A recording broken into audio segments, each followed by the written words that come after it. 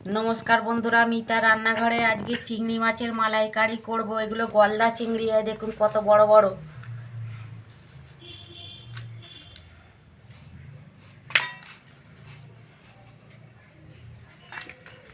দেখুন বন্ধুরা, চিংড়ি মাছটা আমি এটা গলদা চিংড়ি তো সেই জন্য বড়। এটা আমি কাটে দিয়ে নিয়েছি ধুয়ে ধুয়ে দেখছেন। এটা মাছটা সোজা থাকবে, বেঁকবে না। আর যদি আমি না কাটে দিই, মাছটা বেঁকে ছোট হয়ে যাবে, লোকে বুঝতে পারবে না, ভাববে ছোট চিংড়ি মাছ। কিন্তু আপনাদের তো আমি দেখেছি চিংড়ি মাছটা কীরকম বড়। মাছটা আমি ভালো করে ধুয়ে কাটে দিয়ে দিয়েছি। এই যে আমি এবার নুন দিচ্ছি, অল্প হলুদ দিচ্ছি।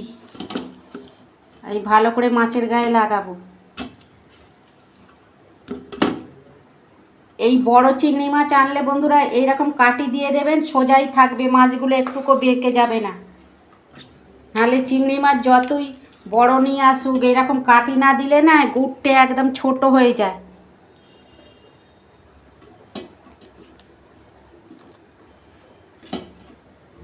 এই যে আমি একটা নারকেলের অর্ধেকটা দিয়েছি, নারকেলটা আমি কুড়ে নিয়েছি। এইটা মালাইকারি করার জন্যে আমি দুধ বার করে নেব গরম জল দিয়ে।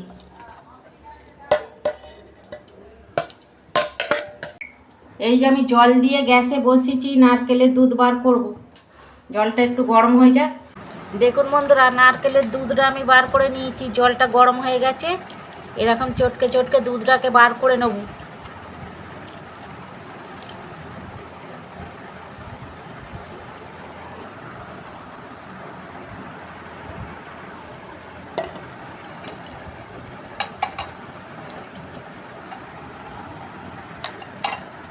বন্ধুরা, নারকেলের দুধ 1 মগ হয়ে যায়, দেখুন কত সুন্দর দুধটা। কড়া বসিয়েছি, আমি তেল দিচ্ছি, মাছটা ভাজবো। তেল গরম হয়ে গেছে, আমি মাছগুলো ভেজে নিচ্ছি।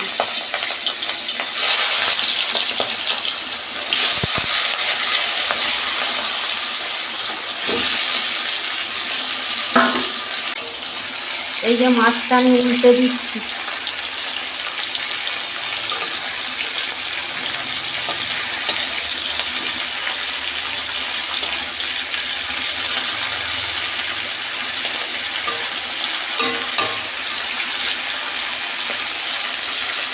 দেখুন বন্ধুরা, মাছটা আমার ভাজা হয়ে গেছে, আমি তুলে নিচ্ছি।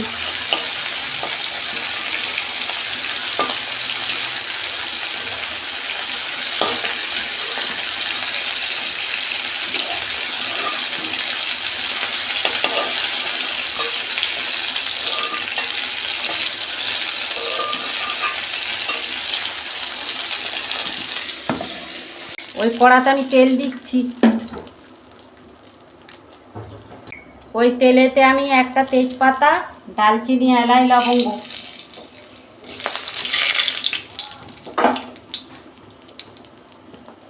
পেঁয়াজ দিয়ে দিচ্ছি। পেঁয়াজ দুটো মিডিয়াম সাইজের কেটেছিলাম। কাঁচা লঙ্কা দিচ্ছি 3টে।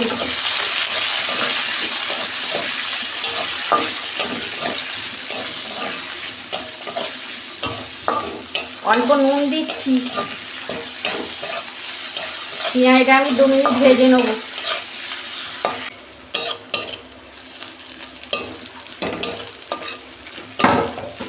এই যে পেঁয়াজটা আমার ভাজা হয়ে গেছে, আদা রসুনের পেস্ট দিচ্ছি 1 চামচ।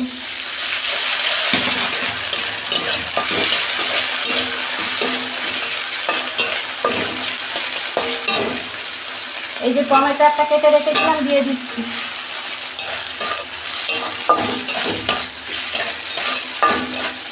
ঝাল লঙ্কার গুঁড়ো দিচ্ছি 1 চামচ। হলুদ দিচ্ছি অল্প।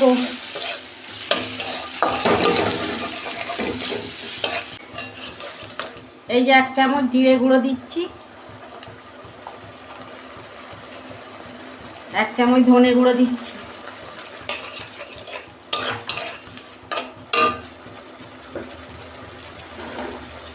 চিনি দিচ্ছি আমি অল্প।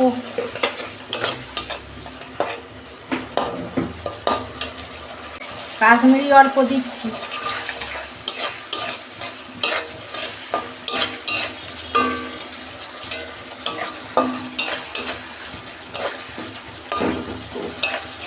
দেখুন বন্ধুরা, মশলাটা আমি কষতে নিয়েছি।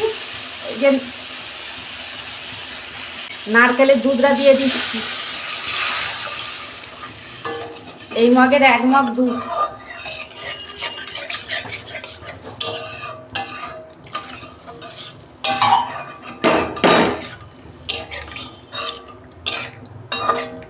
মশলাটা ফুটুক 2 মিনিট, তারপর মাছগুলো দেবো। দেখুন বন্ধুরা, মশলাটা ফুটে গেছে, আমি চিংড়ি মাছগুলো দিয়ে দিচ্ছি।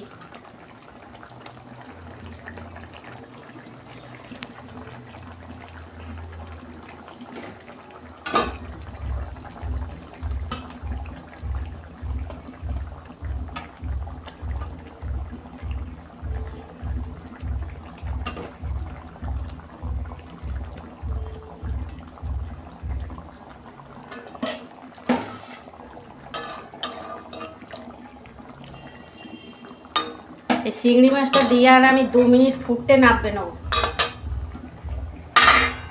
ঢাকা দিচ্ছি আমি 2 মিনিট। দেখুন বন্ধুরা, চিংড়ি মাছের মালাইকারি আমার হয়ে গেছে, আমি ঢেলে ফেলছি।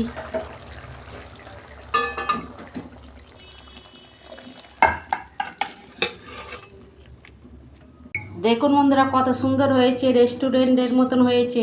আপনারা এরকম করবেন আর কমেন্টে লিখবেন। আমার রান্নাটা যদি ভালো লাগে আমার পাশে থাকবেন, লাইক কমেন্ট সাবস্ক্রাইব করবেন আর প্রচুর প্রচুর শেয়ার করে দেবেন। এটা আমি নিত্য নতুন রান্না আপনাদের পাশে তুলে ধরবো।